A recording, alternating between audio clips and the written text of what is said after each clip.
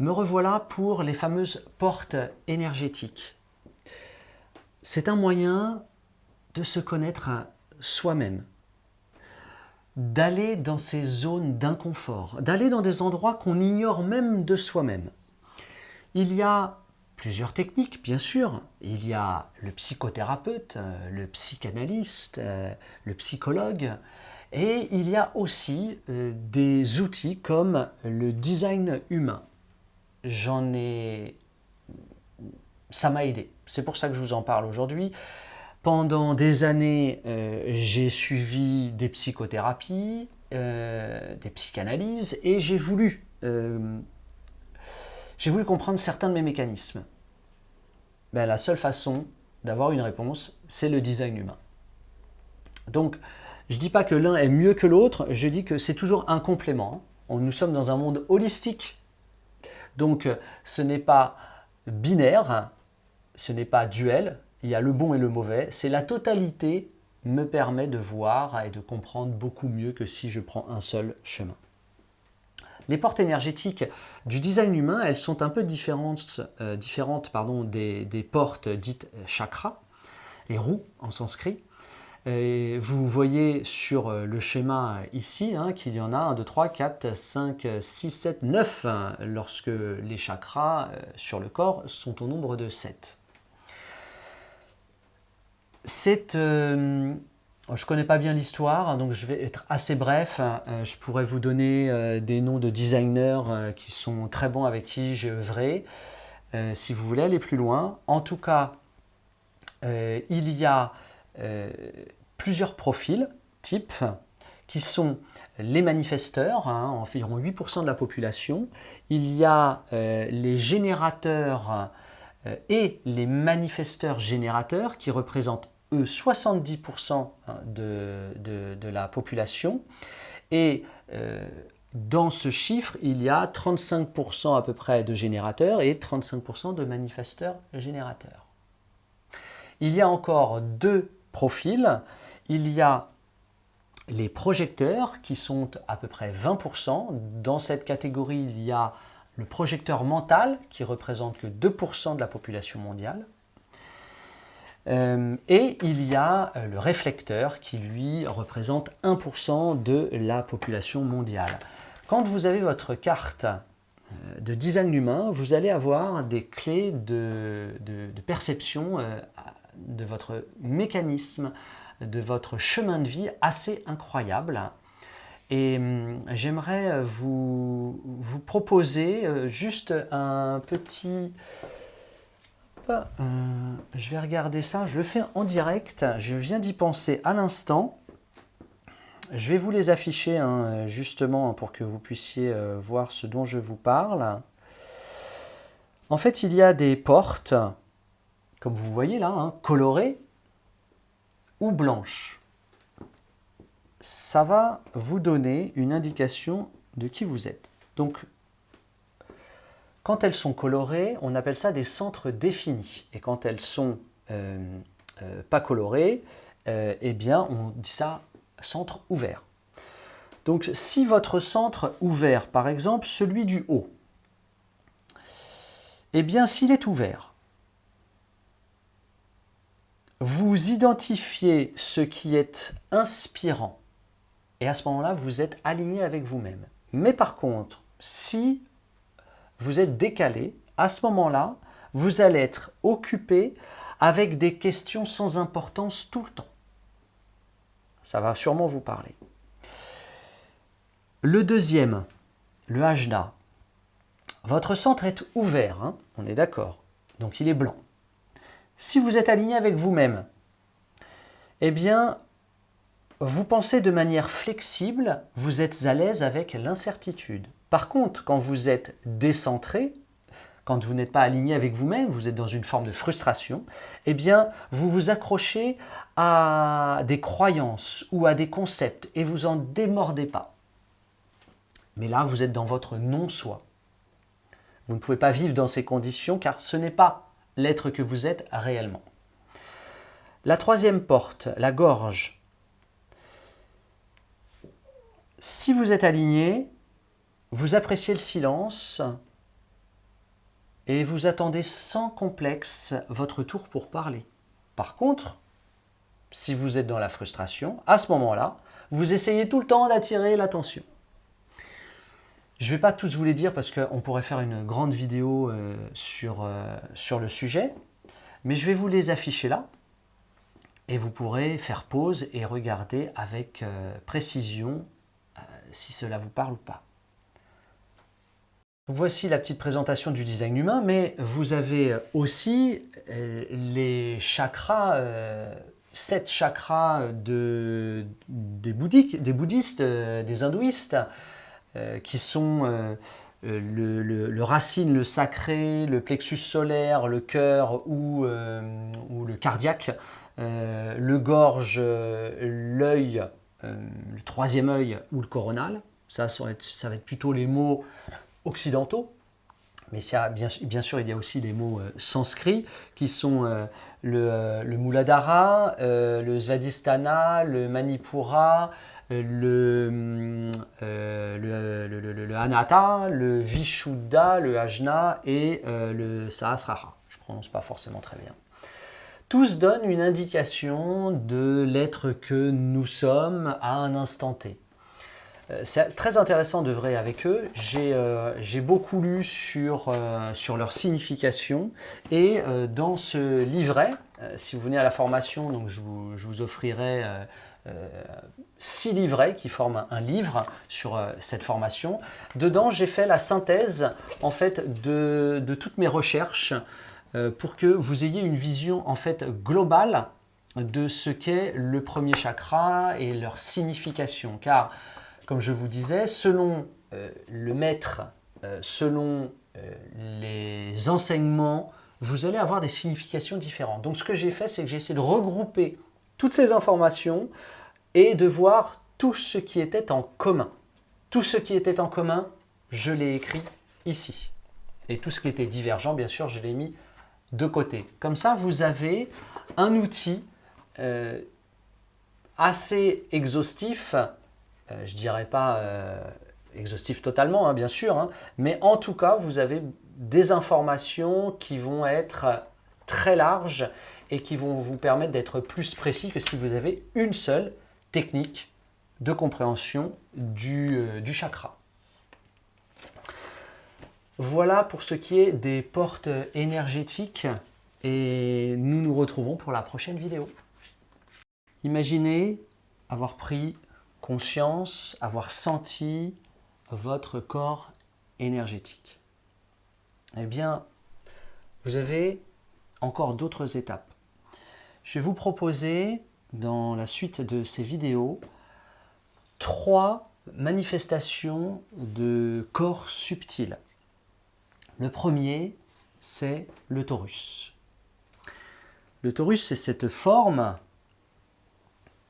polarisée, bien sûr, qui est présente partout. Partout parce que c'est la forme initiale de la division cellulaire. Elle est présente dans notre corps si nous décidons bien sûr de la conscientiser. Elle existe, hein, elle est réelle. Là, maintenant, tout de suite, il y a un torus autour de moi. Puisque je suis polarisé, chacune de mes cellules est polarisée et l'ensemble des cellules crée un torus plus grand autour de moi. Mais il a une capacité, lorsqu'il est conscientisé et activé, très sympa, on va en parler. Ce torus, il est aussi autour de la Terre, bien sûr. Il est aussi autour de notre système solaire. Mais encore plus loin, il est présent autour de chaque galaxie. Imaginez notre univers rempli de torus, invisibles hein, bien sûr. On pourrait peut-être imaginer d'ailleurs que cette invisibilité, c'est l'énergie sombre de notre univers, peut-être. Elle constitue quand même 70% hein, de ce qu'est l'univers. Eh bien, ces torus, si on imagine que l'univers est sphérique, voilà, on aurait tout ça, plein de petits torus partout, partout, partout. Et ça vous fait penser, j'imagine, à quelque chose. Si on la met en un plan 2D, on a la fleur de vie. Eh bien, ce torus, on peut l'activer assez facilement. Il vous suffit de trouver un réseau sacré ou un réseau arc-en-ciel, de vous positionner un croisement de réseau sacré ou croisement de réseau arc-en-ciel. Vous vous mettez en conscience à cet endroit, en méditation. Vous allez laisser entrer l'énergie par le premier chakra ou l'anus, ça va dépendre des personnes. Ça va remonter, sortir au sommet du crâne par la fontanelle et revenir. Vous allez laisser ce mouvement énergétique se créer, enfin il est déjà créé, mais vous allez le conscientiser et ça va l'activer, tout simplement. Il y a d'autres petites méthodes avec les élémentaux, mais on va rester sur les choses plutôt géobiologie des réseaux et non pas géobiologie des élémentaux. Une fois que tout cela est créé, vous allez sentir une expansion, une forme d'expansion de conscience. L'intérêt en fait d'activer le torus, c'est de sentir une présence profonde. C'est une forme de sagesse qui va se poser à l'intérieur de vous. C'est sentir le tout, l'unité vivante au-delà de votre corps. Voilà ce que ça va apporter d'activer le torus. Uniquement, donc, quelque chose d'observable à l'intérieur de soi et à l'extérieur de soi. On ne demande pas, on est. On ne cherche pas, on sent ce qui est. Paisibilité, unité, présence, voilà ce que peut créer l'activation du torus conscient. Je vais vous proposer maintenant une autre activation que tout le monde connaît bien sûr, qui est la Merkaba. La Merkaba, c'est un élément de la religion hébraïque qui veut dire char. C'est aussi donc une possibilité d'expansion de conscience. Mais celle-ci, elle a un tout autre intérêt. Quand elle est activée, vous avez cette possibilité d'aller chercher de la connaissance. Ça va réveiller en vous le côté aventurier de l'invisible. Vous avez une forme de volonté consciente d'agir, d'aller au-delà des apparences. Et là, donc, on n'est plus dans l'observation passive, comme avec le torus, mais dans une conscience de l'action, dans une volonté de grandir, de conscience, j'allais dire, d'état d'esprit, quelque chose comme ça. Donc, en tout cas, conscience passive pour le Taurus, Merkaba, conscience active, l'aventurier, bref. La Merkaba, ce n'est pas que l'adage hébraïque, les bouddhistes aussi mettent en avant ce symbole des doubles pyramides inversées. Pour l'activer, je vous invite à vous asseoir ou à vous allonger, de visualiser la Merkaba, donc ces deux pyramides l'une inversée, soit en 3 dimensions, soit en un seul plan, scintillante, brillante, et qui va entrer petit à petit par le sommet de la tête. Vous la sentez aller jusqu'au cœur. Et au cœur, vous la voyez diamantaire, adamantique et qui se déploie. Et vous laissez faire. Juste ça. C'est pas plus compliqué. Il n'y a pas besoin de rituel plus que ça. Juste cette sensation d'appeler la Merkaba qui rentre, qui scintille, qui brille et qui se déploie au niveau du cœur. Excusez-moi, je la sentais déjà. Avec ça, je vous laisse voyager aux confins de l'univers et de poser bien sûr toutes les questions que vous souhaitez. On va regarder maintenant le troisième symbole qui me paraît très intéressant aussi, c'est le cube de Métatron. Alors, le cube de Métatron, il est... finalement, c'est un peu un mélange des deux. C'est un peu un feu de la transmutation. Avec ça, vous allez pouvoir... vous allez lâcher l'ego. C'est presque une expérience de la mort symbolique. Donc c'est très puissant quand il est parfaitement bien activé. Ça peut être très troublant, mais c'est assez puissant parce qu'il peut dissoudre finalement beaucoup de choses si vous y mettez la conscience.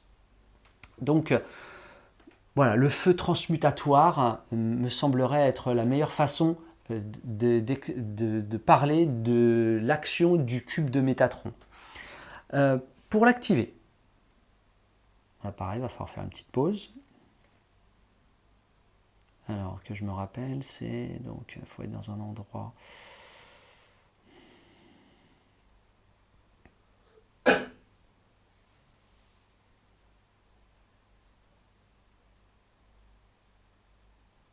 Ok. Ah ouais, c'est très fort. Voilà. Donc pour l'activer, c'est pareil, très simple. La seule chose, c'est d'être dans un endroit totalement neutre, calme. Une forêt accoudée à un arbre, posée par terre à côté d'un arbre, une plage. La solitude, le calme, c'est le plus important. Une fois que vous avez trouvé cet endroit-là, vous allez entrer en méditation et demander l'accompagnement de Métatron pour activer le cube. Et vous laissez faire. Pour ceux qui connaissent, vous pouvez aussi demander, ça peut aider, l'accompagnement des conciles des origines, de tous les conciles de l'univers. Ça peut aussi fonctionner, bien sûr, avec Métatron. Voilà, je vous laisse expérimenter par vous-même. À bientôt. Voici une photo dont je me sers dans la formation en présentiel pour développer votre intuition, pour savoir où vous en êtes dans votre intuition. Est-ce que le canal, l'accueil du canal est comme ça ou juste comme ça? Je vais vous déstabiliser pendant cette formation en présentiel. Je vais aller voir où vous vous situez. Je vais aller toucher votre ego. Si vous pensez être un grand médium, eh ben, je vais venir vous taquiner. Non pas pour vous mettre en échec, bien sûr, mais pour mettre en lumière la part de l'ego spirituel qu'il y a en chacun de vous ou de moi. Et pour cela, eh bien, toujours la simplicité. J'ai suivi les enseignements de Leila Del Monte, qui est reconnue mondialement pour la communication animale et le bienfait, le bonheur, l'amour qu'elle donne aux animaux et pour les animaux. Eh bien, je me suis inspiré de ces techniques pour vous permettre d'aller toucher plus facilement votre intuition. Donc, si vous venez à la formation, vous allez découvrir, je vais vous inviter à faire plusieurs types de méditation, donc celle de Leila Del Monte, mais d'autres aussi qui vont beaucoup vous permettre de vous connecter à votre moi supérieur et de sentir. Donc, même ceux qui pensent ne rien sentir, les résultats en venant à cette formation sont incroyables. Des personnes qui sont hyper terre à terre sont venues et ont réussi à sentir eh bien, ce qui se passait, ce qui s'est passé et ce qui se passera à cet endroit-là. Voilà, il y aura d'autres aussi petits tests plus simples pour tout le monde afin que vous voyez que tout est possible aujourd'hui au XXIe siècle avec la géobiologie de l'ère du Verseau. À bientôt. Je vais vous présenter un réseau assez important dans le monde de la géobiologie qui est le réseau sacré. Le réseau Or, des fois, il est appelé comme ça, des fois le réseau Péré, on peut l'appeler le réseau solaire, c'est la manière dont je le nomme. Il a donc plusieurs noms, mais c'est le seul qui est positif pour la santé humaine et les êtres vivants en règle générale. Ce réseau, avec l'antenne de l'Escher, vous le détectez à 7,6 et le croisement de ces réseaux, vous le détectez à 3,75, uniquement dans une zone neutre. Donc il y a un maillage cardinal, c'est-à-dire orienté nord, sud, est, ouest. Ce maillage est d'environ 30 mètres, 25 mètres à peu près. De toute façon, tout bouge sur Terre. Donc, si vous réussissez à trouver un rectangle qui fasse 30 mètres sur 24 mètres, appelez-moi s'il vous plaît. En tout cas, il a des cordes principales qu'on retrouve à peu près tous les 30 mètres et les 24 mètres, et il a des cordes secondaires qui sont moins intenses. Nous, ce qui nous intéresse, ce sont les cordes principales. Nous avons pu nous apercevoir qu'il était en lien avec le sacré parce que les objets religieux l'attirent ou le déforment. Nous constatons aussi qu'il est en lien avec l'énergie christique. Je n'ai pas fait de test concernant la religion hébraïque, ni la religion bouddhiste, ni la religion islamiste. Mais il est fort probable qu'il y ait aussi des liens. En tout cas, christique, c'est sûr. Ce réseau, il est pas forcément dans toutes les habitations. C'est plutôt rare même. Ce qui est intéressant avec la géobiologie de l'ère du Verseau, c'est de prendre en compte la signification. Un réseau, c'est l'expression du divin sur Terre. Et le divin a envie de vous parler. Il a envie de vous accompagner dans la réalisation de l'être que vous êtes sur Terre. Pour la raison pour laquelle vous vous êtes incarné, eh bien, les réseaux vont vous aider à comprendre. Donc, au-delà de vous dire « je vais déplacer tel réseau, je vais emmener tel réseau, je vais stopper tel réseau », avant, essayez de comprendre pour quelle raison vous avez choisi une habitation où il y a ce réseau. Et on y vient. En fait, ce réseau, sa signification, c'est vous amener de la joie. C'est vous inviter à la conscience dans votre vie. C'est un peu comme un guide, finalement, qui vous explique que la vie n'est pas que ce que vous voyez. Ça veut dire qu'en ayant le réseau solaire dans votre maison, il est fort à parier que vous ayez des prédispositions pour aller dans l'énergétique. Vous, magnétiseur, intuitif, très bon psychologue, très bon médecin.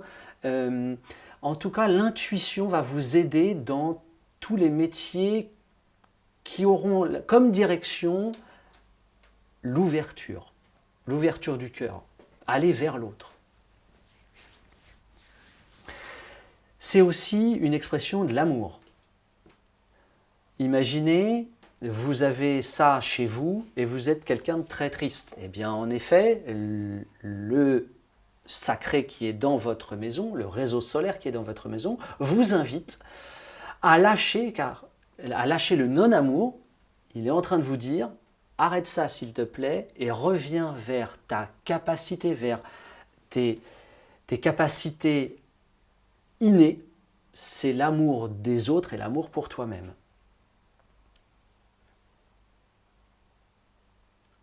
On parlera d'autres réseaux dans d'autres vidéos. À bientôt.